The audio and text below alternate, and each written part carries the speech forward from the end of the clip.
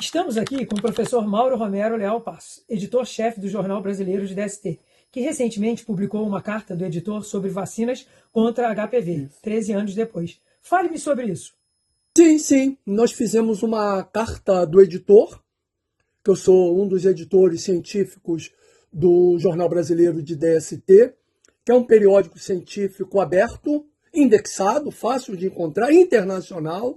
Ele é avaliado por pares. Essa carta foi avaliada, foi sugerido alterações e ela foi publicada. Está publicada, aberta no Jornal Brasileiro de DST, que é o Brazilian Journal of STD, www.bjstd.org. Essa carta diz basicamente o seguinte, que mostra o que existe hoje de disponibilidade de vacinação contra HPV para meninas e meninos de 9 a 14 anos, dose única, tem um resgate até 19 anos com uma dose também. Essa elegibilidade pelo Programa Nacional de Imunização do Ministério da Saúde do Brasil também dá a possibilidade de pessoas com imunossupressão, HIV, transplantados de órgãos sólidos, pessoas que usam profilaxia pré-exposição, PrEP, com algum tipo de câncer também, já evidentemente tratado, 3 doses, porém, até 45 anos de idade. Guardem isso. De 9 a 19, uma dose de vacina quadrivalente, 6, 11, 16, 18. Para pessoas com câncer, que vive com HIV, que faz profilaxia pré-exposição, transplantado de órgãos sólidos, 3 doses, porém, até 45 anos. Pessoas que têm papilomatose respiratória recorrente, que é uma doença benigna, não é câncer, é uma doença benigna, normalmente pelo HPV 6 e pelo HPV 11, mas dá um desfecho muito sério, que são lesões em cordas vocais, em laringe, faringe, que requer vários tratamentos, várias anestesias, e é difícil o acompanhamento, e a gente sabe que quando vacina, tem uma melhora de recidivas. Pessoas com neoplasia intraepitelial de colo do útero, 2 ou 3, ou alterações de glândulas, né, cervicais, o Ministério prevê que pode dar 3 doses sem limite de idade. Olha que coisa interessante. HIV, pessoas que vivem com HIV até 45, PrEP até 45, com papilomatose respiratória, que é uma doença benigna, sem limite de idade, e um dado assim muito bacana, que é o SUS oferecer para vítimas de violência sexual 3 doses, mas sem limite final de idade. E isso daí é o que tem hoje. E a gente sabe, evidentemente, que violência sexual não é uma vez só. Muitas das vezes são 2, 3, 4, 5, 6, 10 vezes, 15 vezes. Por isso, o Ministério, de uma maneira bem sábia, bem efetiva, disponibiliza essas vacinas para que a gente possa dar uma proteção maior. Esse é o esquema. Nós mostramos nessa carta a nossa trajetória de luta com a marcha da vacina, com programas, né, com o Ricardo Boechat, programas do Jô que nós fomos, com matéria em Correio Brasiliense, repercussão até internacional, simpósios que nós fizemos para eleger a vacinação como uma das formas de prevenção, não é a única. Então, essa foi a carta, esse foi o motivo, um dos motivos que fez a gente fazer essa carta. E, evidentemente, que depois tem algumas propostas que nós fizemos, né, nesse periódico científico aberto. E quais são, objetivamente, essas reivindicações? Sim, eu até já pensando que você ia fazer essa pergunta, né? Porque afinal era esse o nosso interesse, eu comecei até a falar na reivindicação. O que nós estamos reivindicando hoje, julho de 2027? Primeiro, a eliminação de limite final de idade para vacinação contra HPV. Veja que algumas situações que hoje está pautada pelo Ministério da Saúde, algumas limitações de idade. Então, primeiro, a eliminação do limite final de idade, principalmente para pessoas de ambos os sexos biológicos vivendo com HIV. em uso de profilaxia pré-exposição do HIV, pessoas que tenham feito tratamento para qualquer tipo de câncer, né? Que tenham recebido transplante de órgão sólido. Então, sem limite de idade. Outra reivindicação é para pessoas de ambos os sexos com HPV de alto risco detectado em qualquer sítio anatômico. Você imagine o seguinte, se todo esse trabalho é pautado de que HPV de alto risco é um degrau importante para a gênese de uma transformação maligna. Então, o primeiro passo é essa pessoa pegar o HPV. Se você detecta nessa pessoa um HPV de alto risco, por que não vacinar?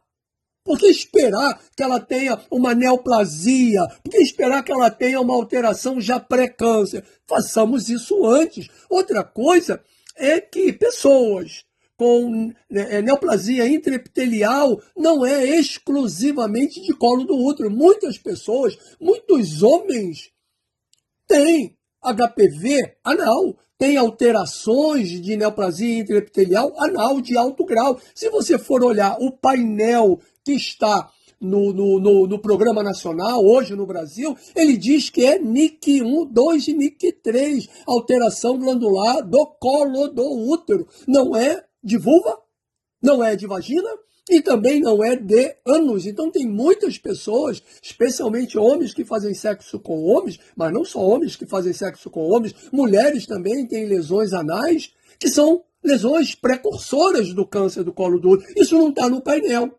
Isso não está no painel da grade. Então nós reivindicamos isso. Pessoas de ambos os sexos também com condiloma combinado, porque muitas das vezes a pessoa vai ao consultório, vai à clínica, vai ao posto, vai ao médico de família 5, 6, 7, 10 vezes para queimar lesões de condiloma, para cauterizar. Fazendo analogia com a papilomatose respiratória recorrente, que são HPVs de baixo risco oncogênico. Eles causam alterações. Então, as pessoas que têm HPV, eles podem contrair também outros tipos de HPV e podem também ter um quadro agravado de várias recidivas, recorrências de lesões que tem que ter tratamento, às vezes 20 vezes. E isso sai muito caro para o sistema de saúde também. E o que eu acho mais grave ainda, se o Ministério permite vacinação contra HPV para pessoas vítimas de violência sexual, que pode ser uma vez, mas muitas das vezes essa violência são múltiplas vezes, são 5, 6, 10 vezes, reconheço isso. Por que não? Por que não oferecer essa vacina, esse esquema vacinal, para profissionais do sexo, trabalhadoras e trabalhadores do sexo, que sofrem com uma frequência muito grande, atividade sexual desprotegida. Eu reconheço que muitas trabalhadoras do sexo hoje usam preservativo. Eu reconheço que muitas trabalhadoras e trabalhadores do sexo hoje têm proteção, mas muitas vezes a camisinha não chega, não dá. E outra coisa, de quem vai na ponta, de quem visita essas mulheres, relação com essas mulheres, com esses homens, muitas das vezes sem camisinha, tem um preço mais elevado e aí acaba fazendo lesão. Muitas das vezes o sexo oral sem preservativo. E aí, se eu reconheço que uma vítima de violência sexual pode receber vacina, porque nós, trabalhadoras do sexo, que às vezes tem 20, 30 relações por semana, 40 relações por semana durante 10 anos, 5 anos, muitas entram e saem e casam, e tem relação com uma parceria fixa, essa parceria fixa está na sociedade, então é um reconhecimento mínimo. Existe o caso de dar o banquinho do mesmo tamanho, uma igualdade, mas nós temos que reconhecer também a equidade de dar uma atenção maior às vulnerabilidades. E isso é que nós estamos propondo, que seriam essas adaptações, que dá para fazer, com certeza dá para fazer, vai ainda esse mês, ainda mês que vem, liberar para os profissionais do sexo, para quem usa PrEP, profilaxia pré-exposição, para quem tem HIV acima de 45 anos. Eu recebo muitas pessoas com 50 anos que vivem com HIV, que fazem PrEP, que o posto não dá vacina, porque é só até 45 anos. Então, Numa situação NIC 2, NIC 3, pode ser em qualquer idade. Vítima de violência sexual, pode ser em qualquer idade. Papilomatose respiratória recorrente, pode ser em qualquer idade. Aí o sujeito vive com HIV, tem 50 anos, ele tem que ir no particular. Então nós temos que resolver essa situação. Dar um banquinho da igualdade, mas também nós temos que dar banquinhos diferentes para ter uma equidade, para ter uma efetividade, porque o governo gasta muito com câncer. Um caso de câncer daria para pagar mais de 1.000 doses de vacina, porque o câncer tem vários acompanhamentos, tem cirurgia, quimioterapia, radioterapia, acompanhamento. Então, essa é a nossa reivindicação. E a reivindicação final, aí a gente tem que olhar dentro dos olhos de cada um, dentro dos olhos de todos os gestores, e perguntar, essa vacina que o posto dá, que é a quadrivalente HPV 6, 11, 16 e 18, são os mais perigosos, são 16 e 18, ela existe no privado? Não. Ela existe no mundo de país com alto desenvolvimento? Não. Existe uma outra vacina no mundo, quem sabe até daqui a algum tempo vem uma vacina maior ainda, mas hoje a vacina melhor que existe para HPV é a vacina nonavalente, que são para mais 5 tipos de alto risco, que é o tipo 31, 33, 45, 52 e 58. Então, por que não oferecer essa vacina? Por que não oferecer essa vacina? Por que não muda o tipo de vacina de quadrivalente para nonavalente? Ah, é mais caro? Vamos negociar. Ah, mas é mais difícil? Vamos negociar, vamos chamar. Por que é esse preço todo? Nós temos força. O Brasil tem força para comprar essas vacinas, tem força para negociar, para colocar em algumas situações, em umas vulnerabilidades maiores. A gente pode fazer uma transição. A gente tem que fazer a transição. Se não for hoje, vai ser amanhã. Se não for amanhã, vai ter que ser depois. E a gente tem que lembrar uma coisa, quanto mais tempo se demora para a prevenção mais eficaz, mais caro fica para a saúde pública. E não falo de caro de dinheiro apenas. Eu falo de caro de saúde emocional. Eu falo de caro o quadro de que uma pessoa sente quando tem o seu exame positivo para HPV com uma alteração e não pode tomar vacina. Sendo que para algumas doenças a gente consegue rapidinho fazer uma série de atividades. Porque a gente não faz uma igualdade, uma equidade também para máximo de doenças. E prevenção, vacinação é o que nós temos de melhor no mundo. Para diminuir o custo emocional, o custo de saúde e o custo para as pessoas que são mutiladas por lesões em pênis. Que ali na grade não está as lesões intraepiteliais de pênis. E o Brasil perde mais de 500 pênis por ano, por câncer, amputações. São muitos casos de câncer. Então, leiam o artigo nosso, que na verdade é uma carta do editor, do Jornal Brasileiro de DST, para que a gente possa ter uma compreensão maior e chamar o poder público para participar dessa discussão e fazer essa mudança o mais rápido possível. Ah, eu não posso fazer tudo agora. Ok. Ninguém consegue mobiliar a casa sem primeiro fazer o alicerce, sem primeiro construir. O Brasil já construiu, já tem um alicerce, já tem um SUS. Vamos agora botar uma mobília boa, dar melhor atenção, porque o desfecho de cânceres por HPV é um desfecho muito grave, sério e caro. Volto a dizer, caro, não só em termos de custo financeiro, mas também de caro para o custo emocional dessas pessoas, para a sexualidade, para se viver com atenção. E o estresse crônico ainda diminui a imunidade, todo mundo sabe disso, e aumenta mais a chance de um agravamento da doença. Esse é o nosso recado. Brazilian Journal of STD, Jornal Brasileiro de DST, um periódico aberto que está na rede. Procura a carta do editor, que é Vacinas contra HPV, 13 anos depois. Professor Mauro, tem alguma mensagem final?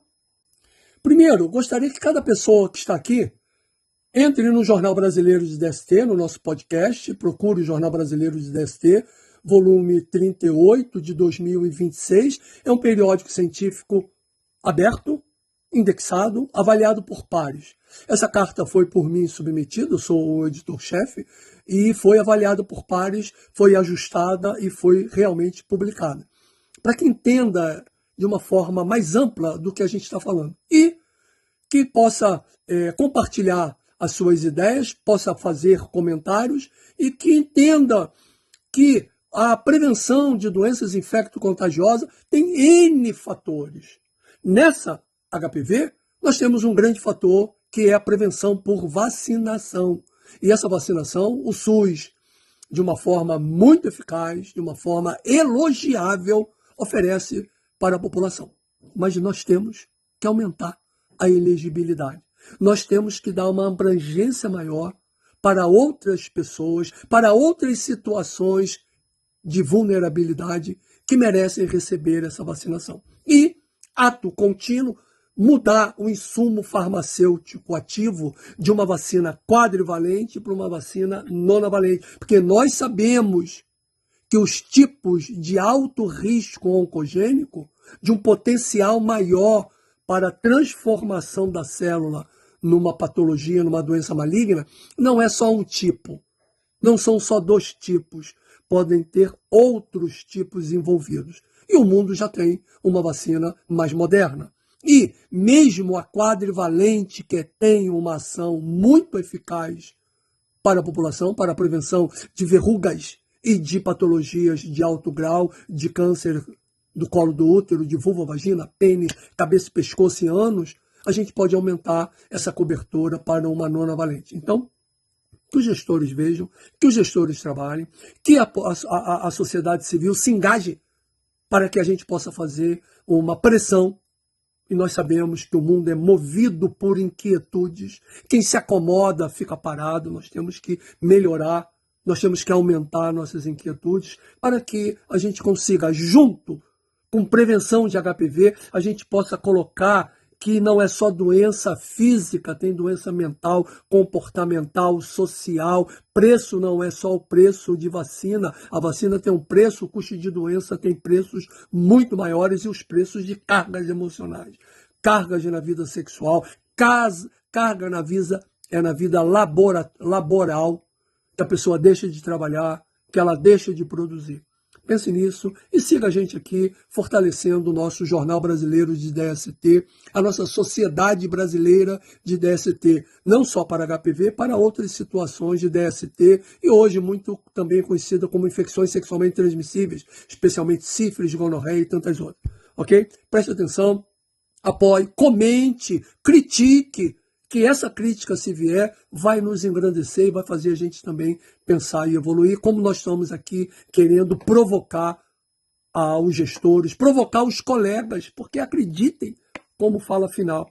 Eu atendo pessoas que usam PrEP, profilaxia pré-exposição, eu atendo pessoas com lesão de alto grau de colo do útero, eu atendo pessoas que vivem com HIV, que estão abaixo de 45 anos, e o Serviço de Saúde Pública não oferece essa vacina, esquece de fornecer essa vacina. Pense nisso também. Um beijo e logo nos encontramos em outras situações.